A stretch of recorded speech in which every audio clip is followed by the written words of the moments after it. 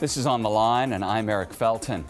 Ukraine has a new law allowing minority languages to be official languages. Under the language law signed by Ukrainian President Viktor Yanukovych early in August, cities such as Odesa and Kharkiv have made Russian an official language. Are the politics of language creating fault lines in Ukrainian society? I'll ask my guest, Stephen Pifer, a senior fellow for foreign policy at the Brookings Institution. Welcome and thanks for joining us today. Thank you. I'm happy to be here. So how much of a sore spot is language becoming in Ukraine?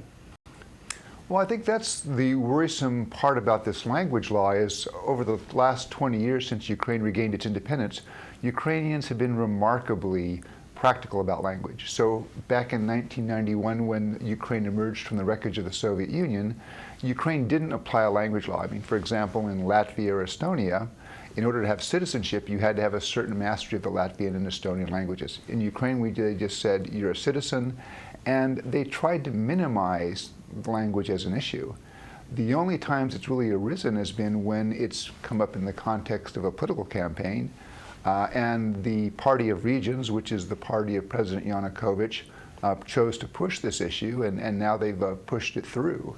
Now, what are the languages that are involved, and what do they represent in terms of sort of the politics of the region?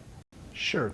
Well, in Ukraine, and first of all, the Ukrainian and Russian, certainly the grammar of the two languages is very similar. Probably 50% of the words are the same, so they're very close languages. It's hard to say exactly what percentage of the population uses Russian or Ukrainian most. I'd say more than 40% of the population probably uses Ukrainian most, and more than 40% uses Russian most. But that exact percentage is something that really is a subject of debate within Ukraine. Now, more people probably use Ukrainian now than was the case 20 years ago, but the general policy of the governments prior to Mr. Yanukovych has been to gradually expand the use of language of Ukrainian to make it a unifying force, but not in a way that would threaten to disenfranchise or hinder those people who are only Russian speakers.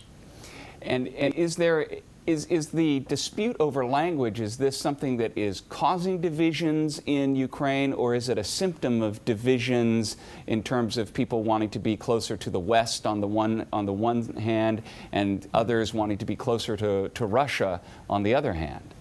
Yeah. Well, my own worry here is that it's now going to become it will make language a more divisive issue, so that you've had several local councils, and the law basically says if more than 10% of the local population uses a certain language, then they can confer a certain status on that language. Now, it's interesting that the focus of this, of course, has been Russian, but you've had some unintended consequences. For example, in a town called Izmail, which is in southwestern Ukraine, there's been a proposal that said, well, wait, 10% of the population here speaks Bulgarian. Should we give Bulgarian that status? And it's interesting, some of the people in the Party of Regions who originally pressed the language law are saying, well, no, this really was only meant to apply to Russian. So the concern here is that language, which again has not really been a divisive issue, is now politically going to become an issue. How big of an issue, I'm not sure, but it does seem to me that it's going to become a more divisive question within Ukrainian politics than has been in the case over the past 20 years. And I don't think that's a good development for Ukraine. And certainly in Europe over the past century, language issues were often used as a pretext for the acquisition of territory. I mean, often when Germany was looking at Poland, they looked at the German-speaking peoples of Poland as a reason to go into Poland. Yeah, I don't think we're really seeing that kind of concern in this case.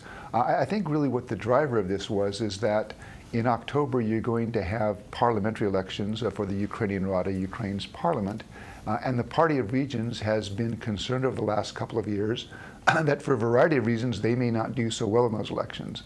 The economy, while it's growing after the economic crisis that hit the world in 2008, 2009, it's growing, but it's not growing as fast as the Party of Regions had promised.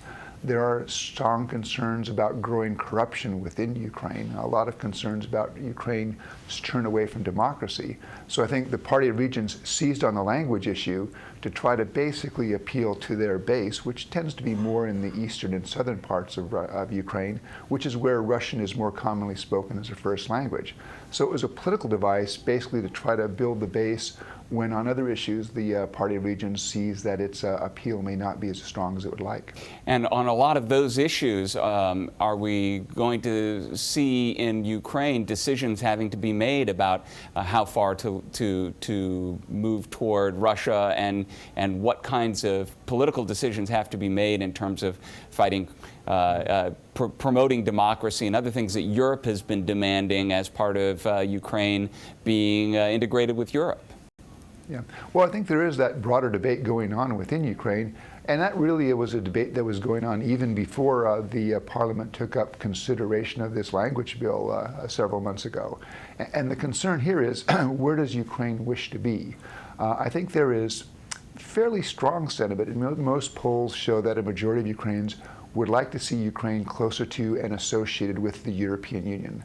And that's a reflection of the attraction of Europe's economic lifestyle. It's a reflection of the attraction of the democratic standards that prevail in Europe. At the same time, most Ukrainians don't want to have difficult relations with Russia. So there's never been strong support in Ukraine, for example, for joining NATO. But you have that question, does Ukraine go towards the European Union? Does it end up closer towards Russia? And that's been playing out over the last couple of years. And this language issue may add a new dimension to that debate. And we only have a few moments left, but the debate over the language issue was bitter. There were scuffles in the Parliament. Is that a reflection of the passions over the language, or is it really about how deep these disputes are over whether Ukraine should lean one way or another in its borderland role? Sure. Well, I think Ukraine, if you look at the Ukrainian parliament historically, those kinds of physical scuffles, unfortunately, are a little bit too common. So I would guess that particular pushing back and forth of the language question is more a reflection of the politics. Because again, I think one of the things that the Ukrainians have demonstrated a lot of wisdom on over the last 20 years is handling language in a practical way, so it hasn't been an issue. And I think that was the positive way for Ukraine to handle this question. Unfortunately, this language issue may make it more difficult to do that in the future. I'm afraid that's all the time we have for today. Stephen Pifer of the Brookings Institution, thanks so much for joining us. Thank you. Before we go, I'd like to invite you to send us your questions or comments. You can reach us through our website at voanews.com/ontheline. Thanks for tuning in, and I hope you'll join us again next week for On the Line.